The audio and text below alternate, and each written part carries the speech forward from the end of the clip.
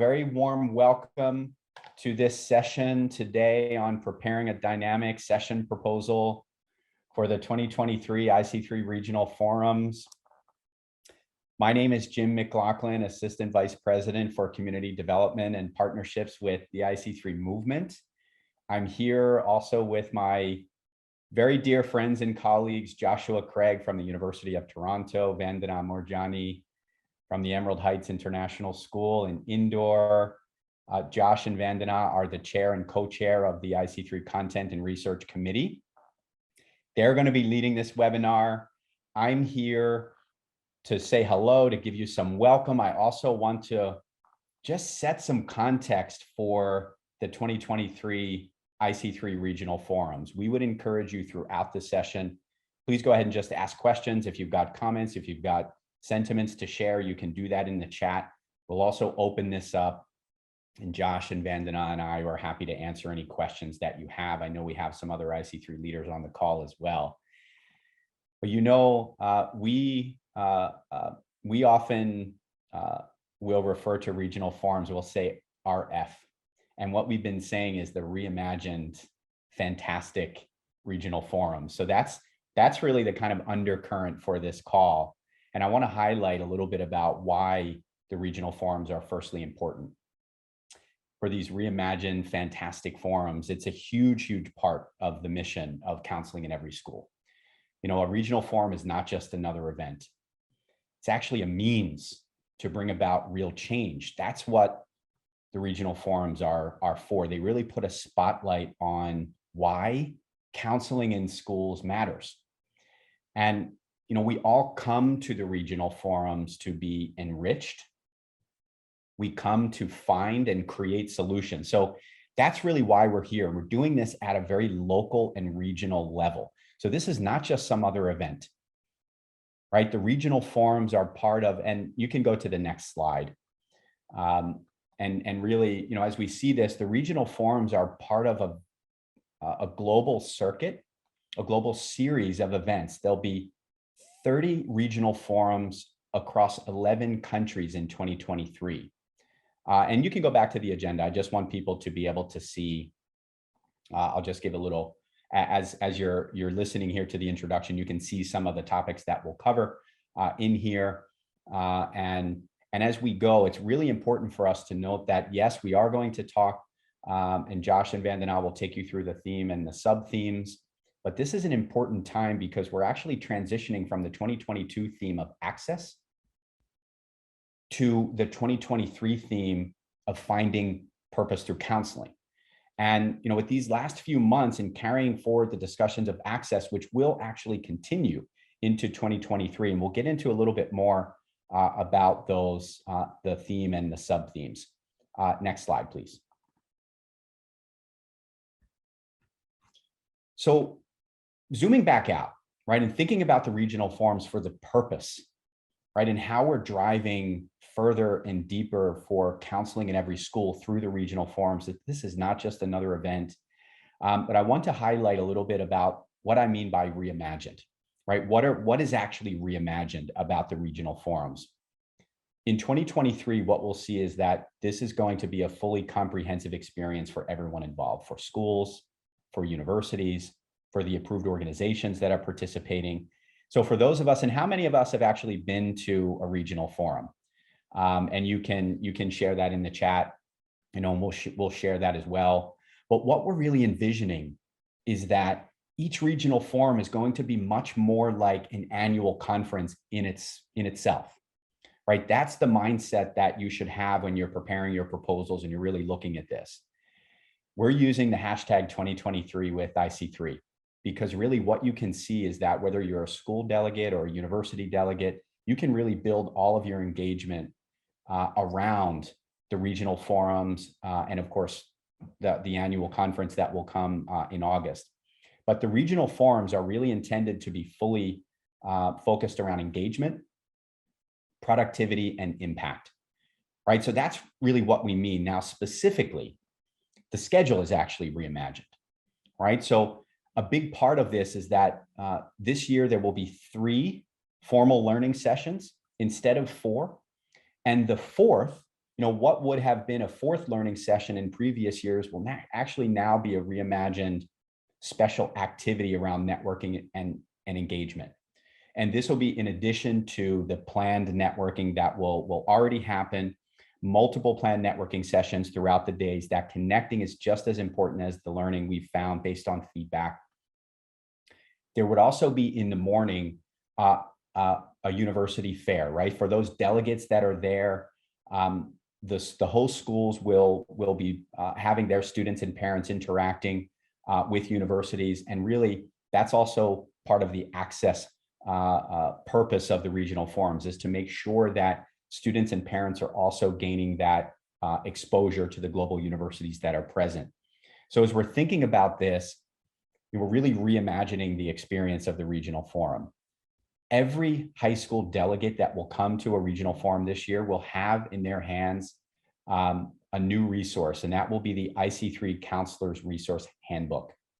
This will be a printed handbook that every school delegate will receive, that they can take back, and this will become really their go-to guide and go-to resource for critical nuts and bolts foundational items around counseling.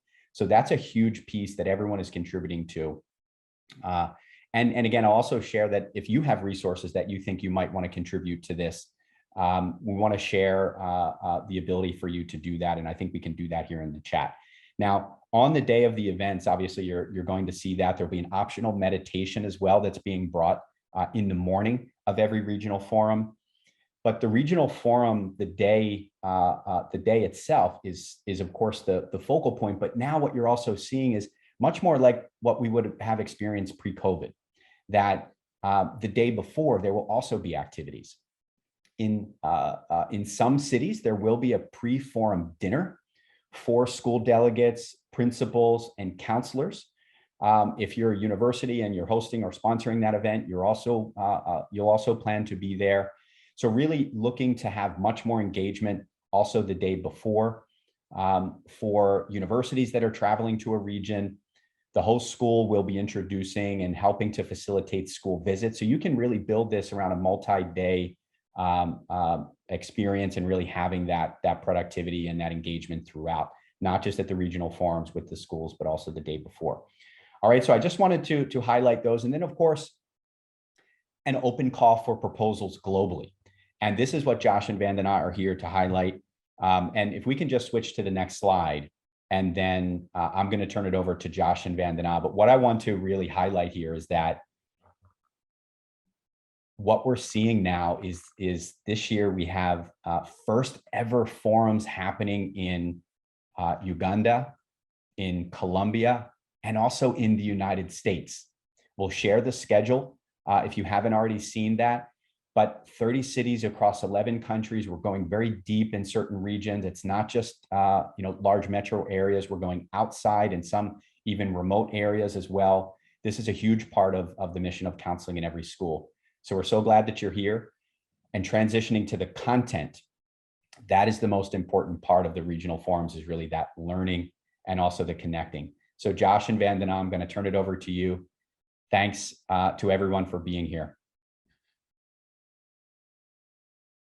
Well, thanks so much, Jim, for that wonderful introduction. And thank you for all being here.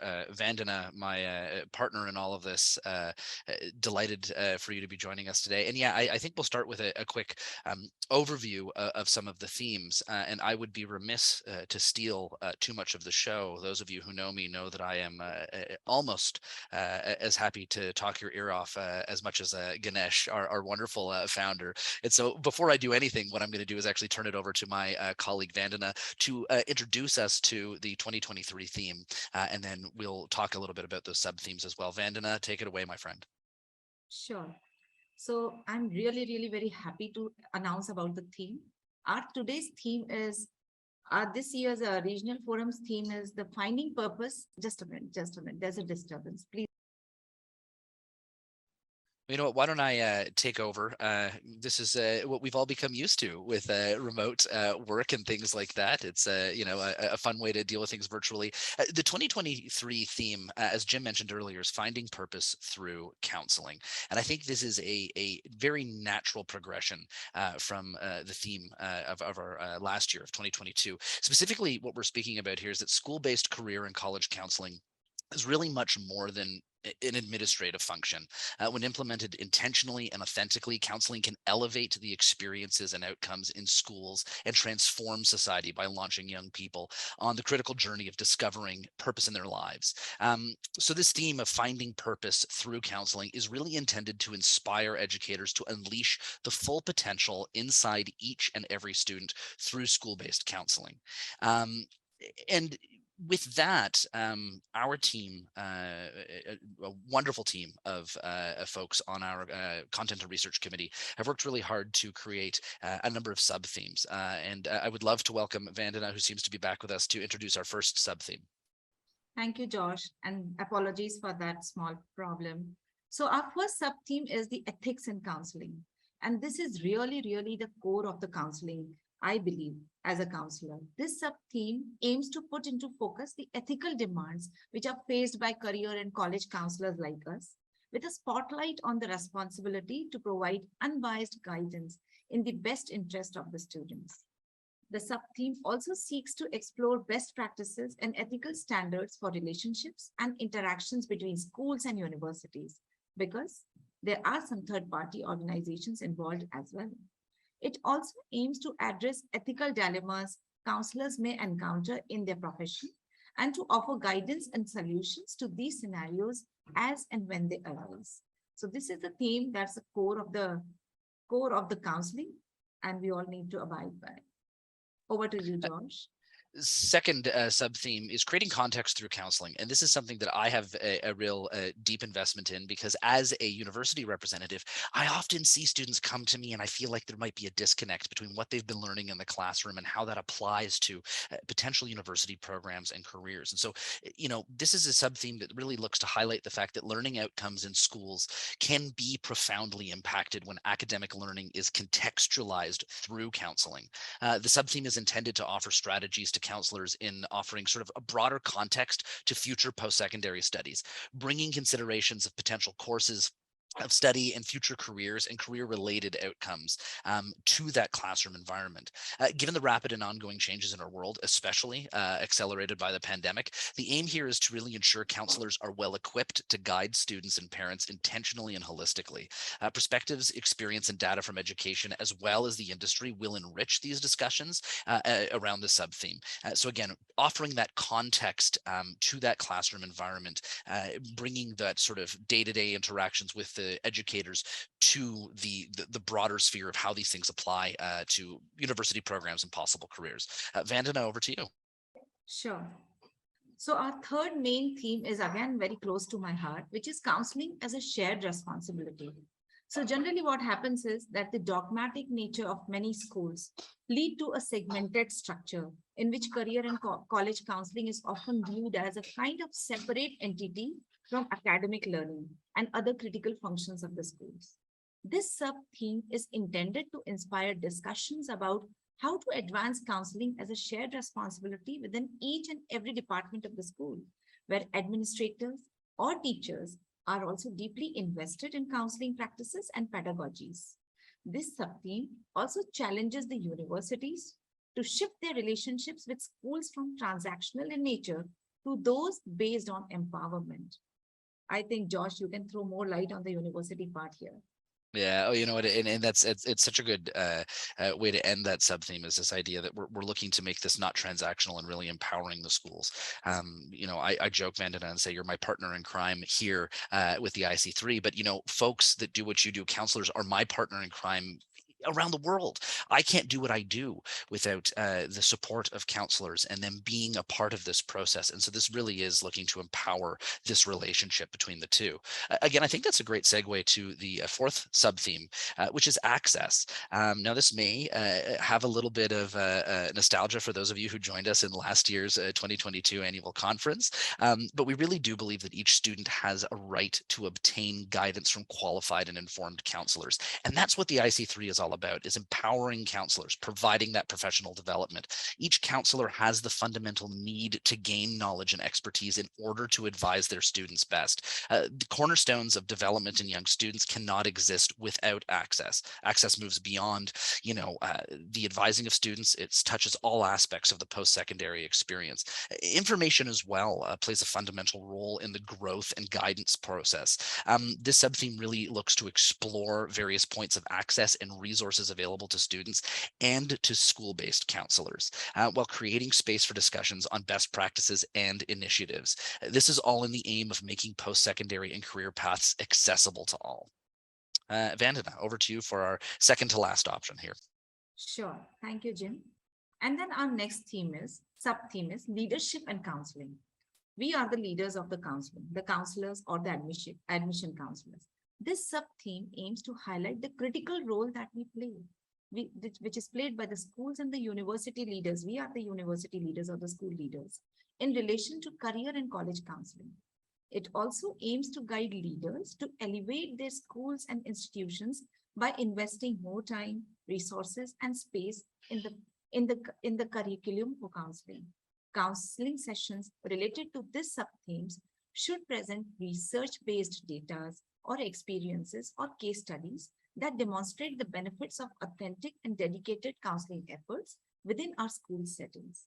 Additionally, this theme also seeks to demonstrate how university leaders can actually bolster international enrollment through a very fresh approach to recruitment and outreach. Over to you, Josh. Thanks so much. This brings us to our last sub-theme, and there's always so much good content that we could glean, and the committee works really hard to sort of develop a set of sub-themes. And I'm so delighted we've included this one this year, which is foundations and trends. Specifically, what we're talking about here is that it's critical for counselors and university representatives to keep pace with the changing landscape of higher education.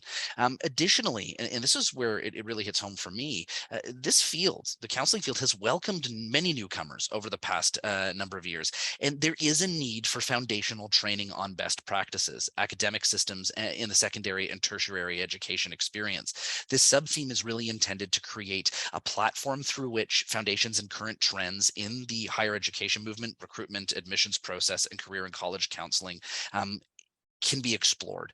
So this really goes back to the core of this professional development opportunity for new counselors and an opportunity for experienced counselors to share their experiences.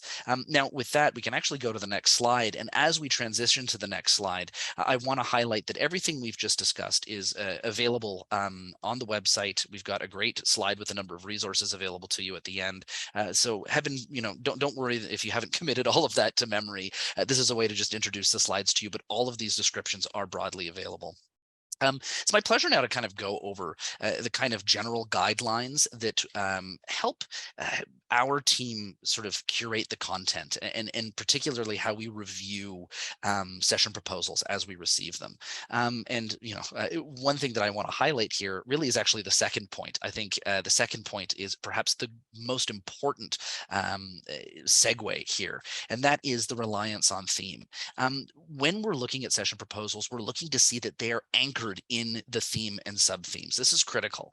The themes really do exist to offer harmony amongst regional forum participants and content, and ultimately the 2023 annual conference. Moreover, these themes are really acting as guides, providing parameters for our content to ensure that it's targeted and that it's not repetitive. So when our team is looking at these session proposals, one of the first things we're looking for is to see, how is this proposal anchored in one of our sub-themes.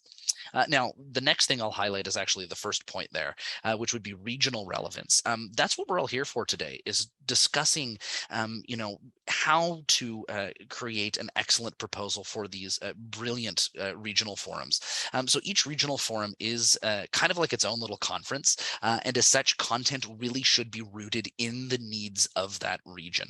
One of the resources we'll share in a few moments is our session proposal collaboration sheet. And this is a place where folks can actually resource and source regional needs.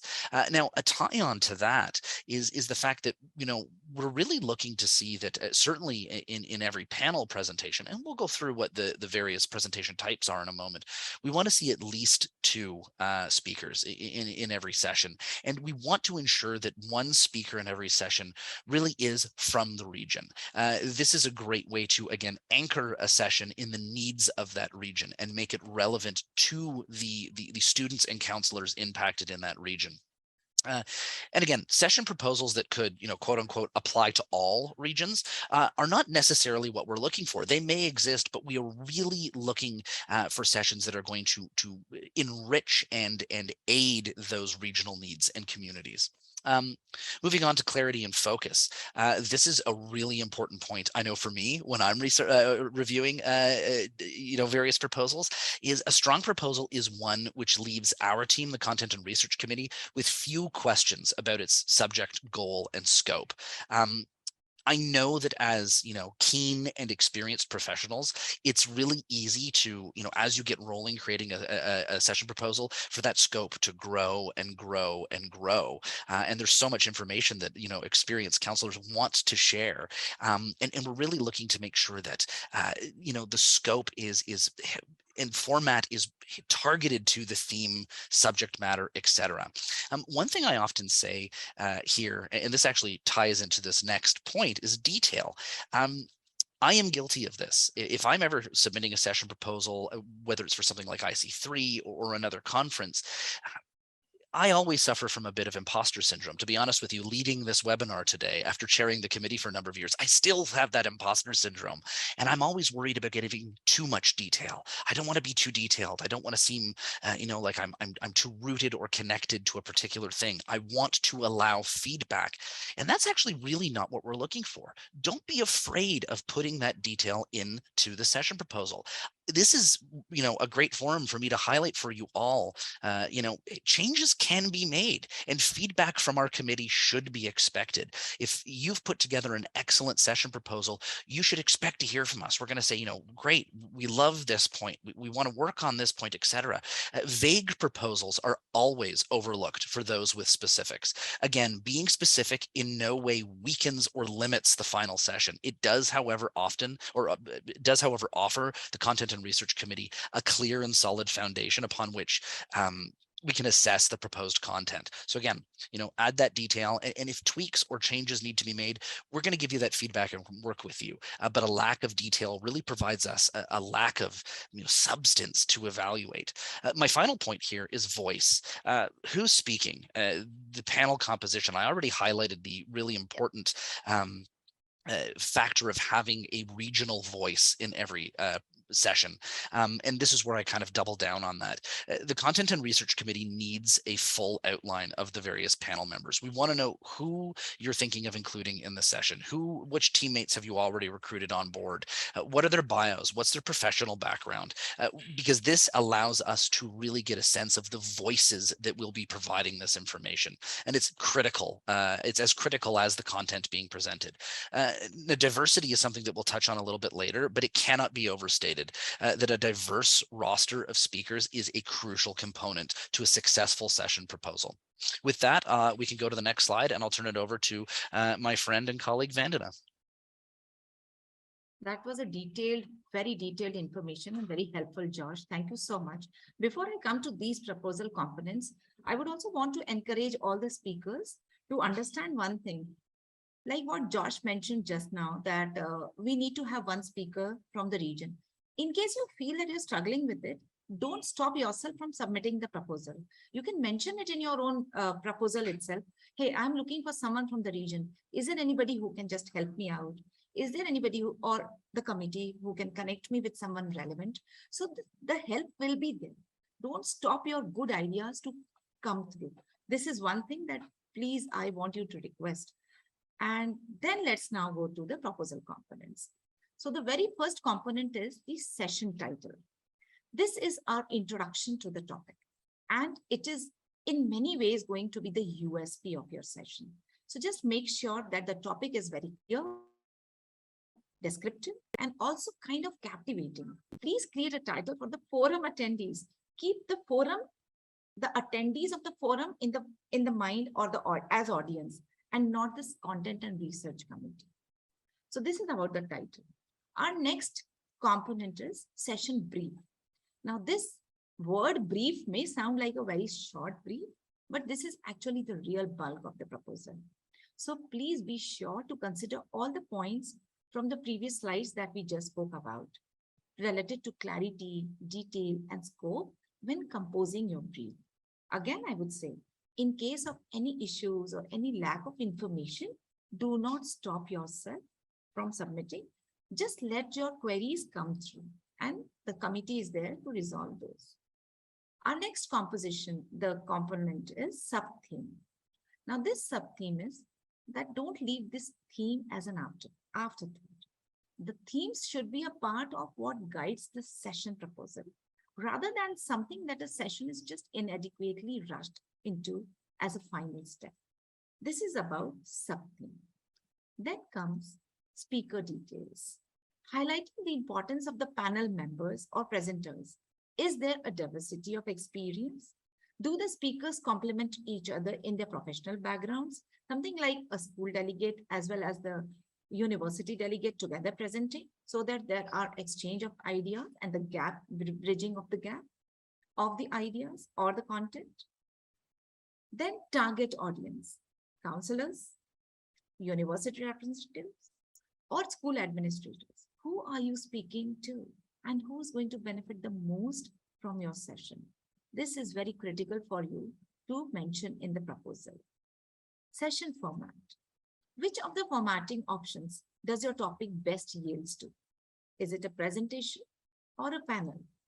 So the presentation models serve basically for the purposes of dissemination of information, research findings, facts, processes, procedures, and likewise. The maximum presenters or the facilitators could be up to 3, including a moderator. The second model is the panel discussions. This kind of a model serves the purpose of interactive discussions between the facilitators and the presenters. It could be about any good ideas or experiences or sharing of the best practices. This could involve 1 moderator and up to 3 panelists per session. Over to you. Any doubts? Please feel free to ask. All right, so moving on to the next slide. I mentioned that we would talk about diversity again, and I think a little disclaimer right off the bat is that I think diversity is a term that is, for lack of a better way of describing it, maybe overused these days. It's almost become a buzzword. It's something that you see in all aspects, certainly of our professions, but that there's good intentions there. And at times, though, I feel that the meaning of this can really be lost. I can't tell you the number of times I'm involved in something that says, okay, we're looking for diversity, and I sort of gloss over with that. It's become part of the background noise. So what do we mean when we're speaking about diversity in the context of a session proposal, and how is that an important component to the ultimate content that's being presented at a regional forum? And I've sort of distilled it down into 2 key components for our session proposals. The first is regional diversity. And again, this is sort of tied to our discussion today, these regional forums. With the expansion of the regional forums to an unprecedented audience, proposals must match these markets. Each region does have its own needs, strengths, and all proposals need to consider these as a paramount component of their content. so many of the folks that propose sessions have wonderful ideas. They're valuable information, and really, we are lucky in the sense that we have far more excellent proposals to choose from than we could possibly accommodate in an annual conference or a regional forum. And so one of the real things that we're going to be looking for is how those proposals offer that regional diversity. The second thing we're going to be looking for here, and we've touched on it a couple of times, but I really want to bring this home right now, is the diversity of speakers. This isn't just about having a member from the region, having a delegate from the region there. This isn't just about having a representation from both of our key sort of demographics, university representatives, but we really want to see that each session includes the voice of a high school counselor. That's what IC3 is all about, is empowering counselors. And so every successful session proposal should really look to find a way to bring a counselor's voice into the mix. And I really can't stress that enough, but also a diversity of speakers from across institutions. It's so often in the past few years, I've read through an amazing session proposal. I've been gobsmacked. I've been excited. I've thought, gosh, I can't wait to give this a great review. And then I look at the speakers, and each one is excellent. Their professional experience is wonderful. The expertise they bring to the table is excellent. And 3 of the 4 of them are from the exact same institution. And that can be a little bit of a shortcoming because, speaking from my experience, I can only speak about, the University of Toronto, for example, and my colleagues who sit next to me, their expertise is also rooted in that U of T experience. What we're looking to do here is expand that speaker base so that you get that diversity of voice, even within speakers coming from similar backgrounds professionally. Now, this will be a great segue into one of our last slides here, which is the resources available to you.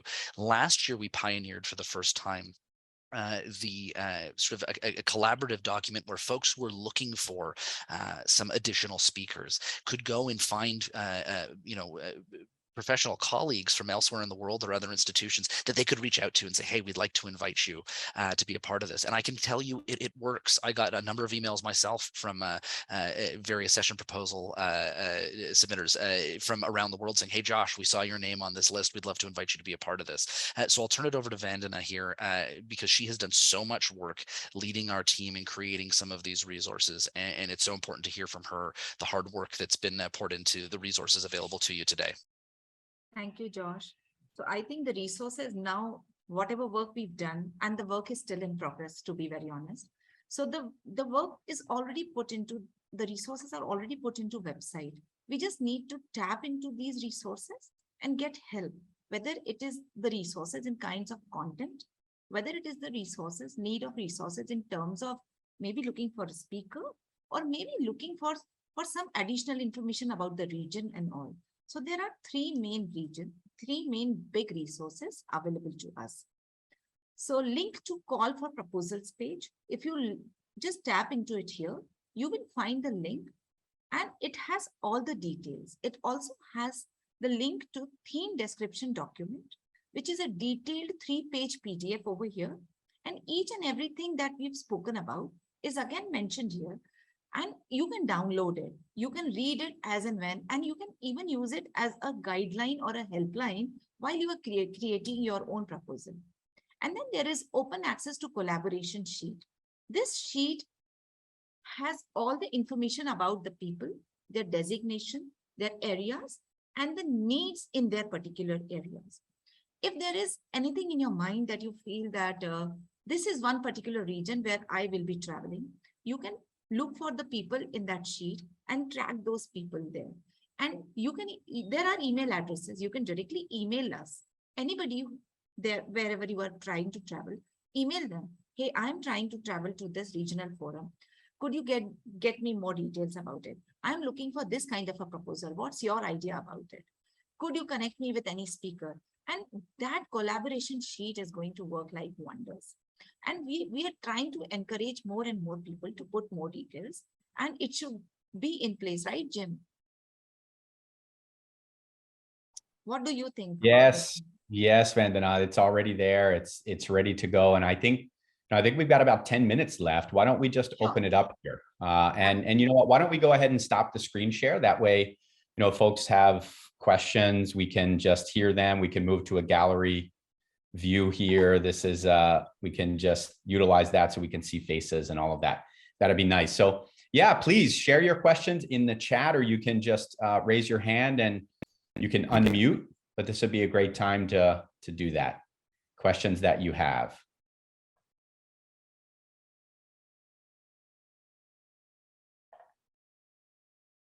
Okay, while we're waiting for some of those questions to come in, what I wanted to add around that collaboration document, which you can see the link has been added in the chat, is you can add your name to it, right? It's not just a place where you can go and garner information, but you should actively, if you are planning to attend a regional forum or perhaps multiple regional forums, you put your name there.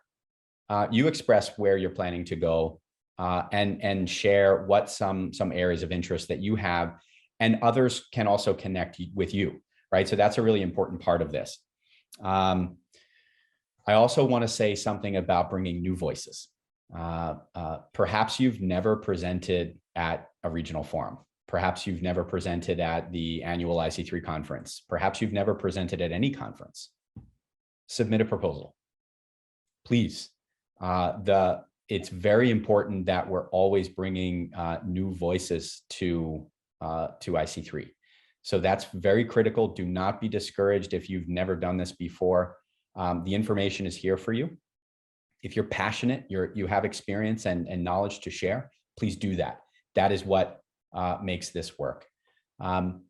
There's one note that I also want to add in addition to what Vandana had shared around the leadership and counseling sub-theme.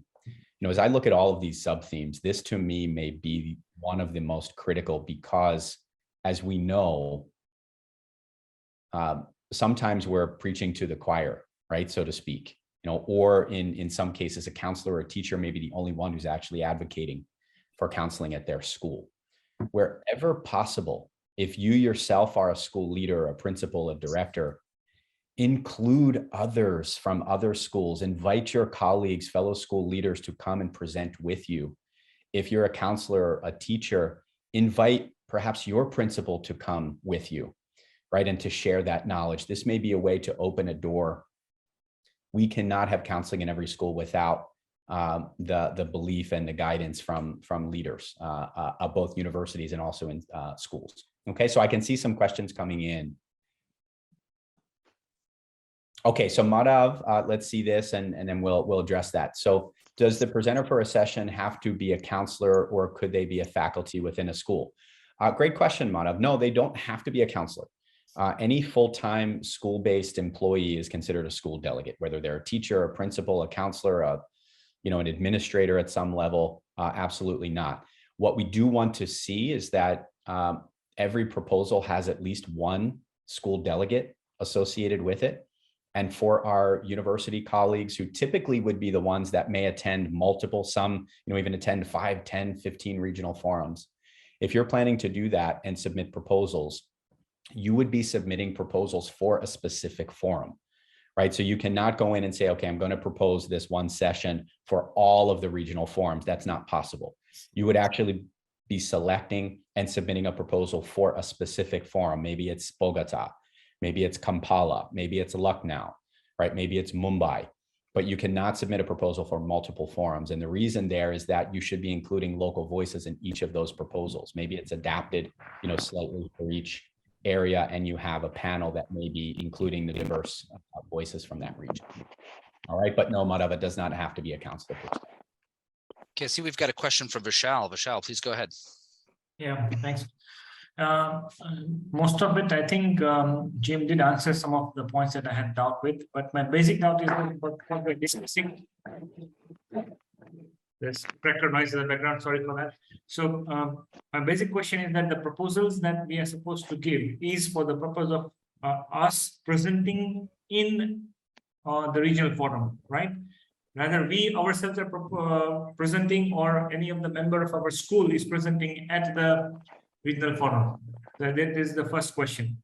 Is it for that? So for this, we will have to submit a proposal as well as along with the content and the presentation. And then after reviewing it, you may have suggestions, you may have corrections, and then it may be accepted or whatever. So there's one question. Second question is, right? Second question is again, that is also somewhere little answered by one of the queries that was answered by Jim. So is it not necessary that it should be in person by myself? Suppose say if I'm also having some other member recommending to attend the regional forum from other school, okay, then can such a person also say share a proposal to present at the regional forum? Josh, you wanna start, and I can fill in any. Yeah, I think absolutely. I think what we're looking for here is as many excellent proposals that we can get, and so we encourage people to submit multiple proposals. We encourage folks that have been included as a presenter or panelist on an existing proposal to feel free to submit others. There is no limit in this case. Our team is looking forward to the hard work of poring over as many proposals as we can, and so the more the merrier in that case. And then just to go back to your first question, to reiterate, you've hit the nail on the head. I really do want everyone to understand that they should and can expect feedback from our team. If you've put together an excellent proposal, they often say no news is good news. In this case, I'd say news from us is good news. We're saying we're engaged. We enjoyed what we saw there. We want a little clarity on here, or can we tailor it this way a little bit? And we want to work with you on that. So yeah, don't at all think that you won't hear back from us in one way or the other. And maybe a good time just really quickly to highlight the fact that the launch of the registration for the call of proposals has already gone out. October 15th, we opened up the call for proposals. The deadline is a very strict December 1st. December 1st is a very strict deadline for call for proposals, and we will communicate all session decisions by the 30th of December, and that's a commitment on our end too. Okay, other questions? Or Jim, anything I missed there? Yeah, no, just Dr. Bishal, in the proposal itself, you do need to identify the presenters, and you would be submitting a bio for them, a designation for them. You do not need to submit a PPT or a full presentation, just the abstract, which is basically the description, the title, and then once you go and you see the description documents that the committee has created, the proposal form itself, it has all of those details. So visit the website and you can see all of that. But yeah, please bring voices, and you're welcome to submit multiple proposals. Josh and Vandana, I can see Kanishka has a question here about, it'd be really helpful if while evaluating the proposal, some parameters are ranked so that the proposer can get to fix the loopholes. So I think, and I mean, we're probably not going to get into the full rubric of evaluation in this call, but perhaps you can share just some insights, Josh, Vandana, into that. And Kanishka, what I'll also share here is that as you submit a proposal, you should look to submit the most complete proposal, and for Dr. Rishal as well, the most complete proposal that you have. The committee in some cases will give feedback, but what we've seen, of course, over the last year and two especially, is that we're getting more and more and more proposals. So the committee is getting to a point where when they're accepting proposals, these are the most complete, they're the most diverse, they're the highest quality. And you could also, receive perhaps a waitlist decision that, yes, this is a great proposal, but the committee is not able to potentially accommodate it right now. So there's a waitlist option. Then, of course, there may be one where, there's unfortunately a regret, where there are just not enough slots to accommodate all of the great proposals. But not every proposal will get detailed feedback. If there's some tweaks and things like that with a proposal that has great potential, yes, you may hear from the committee on that. But perhaps Josh and Vandana, maybe just some brief insights into how you're evaluating. Vandana, I'll leave it to you for that. I'm just typing your response here in the chat, so please go ahead. Sure. So first of all, let me tell you, Kanishka, that if any proposal is rejected, don't take it to heart. It is not rejected because of the quality. It could be that there were so many proposals on the similar theme and repetitions were avoided. Secondly, there could also be the reasons that maybe there was not the diversity of speakers or something. You keep submitting your proposals. There is no such evaluation for it. There are some pointers that we give to each of the components while reviewing the proposals. And here we look at the abstract very, very carefully. sometimes the proposals are also rejected or on hold because we see that the proposal might go proportional because of because of no diversity in the speakers and all. So just make sure that the content has the core of the theme. It addresses the needs of the region or the audience. And then there is diversity of speakers, and also see that there is high quality, content in your abstract there. And you feel free to reach out to the committee also that, hey, I proposed it. What could be the reason? Is there any way that I can improvise it so that it hooks the committee's attention? Anything I left, Josh? I was just going to jump in and say, sort of from my perspective, because again, this is a committee, and so we're going to have each session proposal is going to be evaluated by several people. So it's not a single person making a call in this case. So from my perspective, if I'm looking at the various components of the session proposal, the thing that is most important to me, now we have an official rubric, again, we won't get into that right now, but the thing that's most important to me is that brief. That is what's giving me a full picture of what this proposal is like. That is the thing that's highlighting all of the points that Vandana just mentioned herself. The kind of feedback, when I say you can expect feedback from us, if we think you've selected a presentation format and maybe a panel would be more suited, that's something we can connect with you on.